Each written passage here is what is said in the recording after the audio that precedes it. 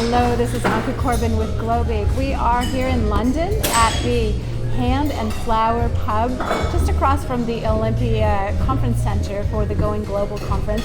And my guest is Mark Robbins from Safeguard World International. Mark, thank you so much for joining us today. Tell us a little bit about yourself and also what Safeguard World International does. Hi, good morning. I'm Mark Robbins. I'm a senior consultant at Safeguard World International, working in our Global Workforce Solutions division. So we help businesses expand into new countries by employing people on the ground on their behalf where they don't have an entity. We also support businesses that have entities in country and just need a small payroll with additional HR support where needed. All right. So what are some of the challenges with companies that are just growing really quickly and trying to expand into a new country? And why would they use a service that is, before they have an entity and employ someone through one of these programs? Tell us, kind of what are the benefits for doing that? I think speed to market is one of the biggest benefits because a lot of clients, one, don't have any knowledge of a new country, don't know how to set up, don't know where to set up, don't know what type of entity or registration to do in order to employ people or fulfill the business requirements they have in that country. So with a service like ours, we can get people live within 2 to 4 weeks. They're fully supported from a HR perspective, so they're completely compliant. We cover all of the knowledge as well as the support from a payroll and the employment basis. Right. When companies come into the UK, what are some of the things that are different from where they're coming from, primarily, let's say, US companies? Employment law, I'd say, more than anything. There's no employment at will. The employment law is quite employee friendly, as opposed to employer. You can't just sack people when you want to. You do have to have just reasons, and those reasons do have different termination clauses. So there could be a longer time that they have to remain employed for. There could be more money that they're due, and there could be some reasons where you just can't dismiss someone for the reason that you think you could in the US, and I think it's important to get that local knowledge if you are looking at the UK, to prevent yourself from slipping up in many different ways.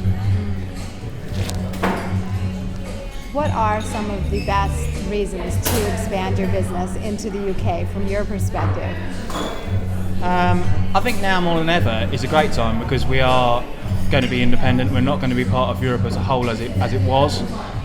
So we will be doing our own trade agreements, we will be growing as a country and trying to become more dominant and working on the industries that we're already quite popular in. As well as not being part of Europe, we are still only a stone's throw away. So if you have got clients or think you may have prospective clients in Europe, you're not too far away to travel to see them. We're all in the same time zone. And I just think it's a good landscape to be in for many businesses for different reasons. When companies come here, what are some of the biggest mistakes that you see them making? I think typically it's not understanding what they need to do to register themselves correctly, as well as across a lot of European countries, just because it is a lot different and it isn't just as easy as registering an entity or setting up the simplest form of registration so your company's got something here in order to employ.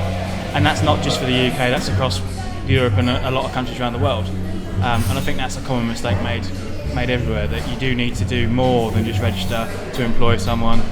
And from a compliance perspective, you do have to do more in order to compliantly employ someone with employment contracts, HR policies, bank accounts, and really understanding the full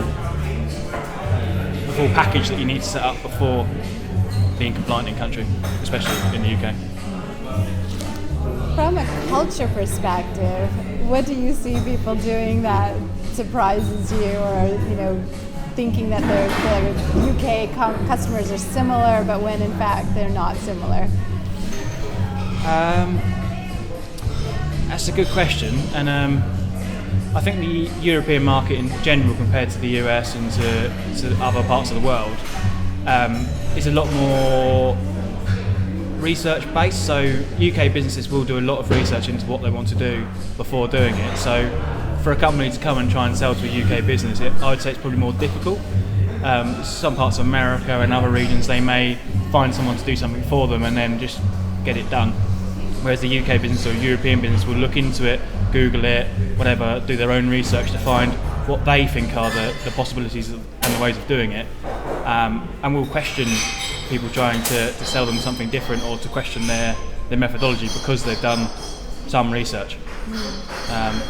So I don't know if that answers your question or not. So really they're more cautious, if you will, and they do their homework, and so they probably do take a little more time to develop trust. Would you say that's true, that you probably need to assume you're going to need to spend more time if you have a new product and they may not completely embrace you initially? Or?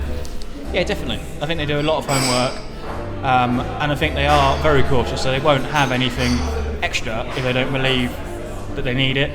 In a lot of cases they may need it for compliance or for whatever reasons, but trying to tell someone that's done a bit of research is sometimes challenging, and I think quite a big cultural difference. Absolutely. Mark, thank you so much for your tips and your advice. This is Uncle Corbin with Globig, and we wish you a fantastic Going Global conference, and we look forward to speaking to you soon.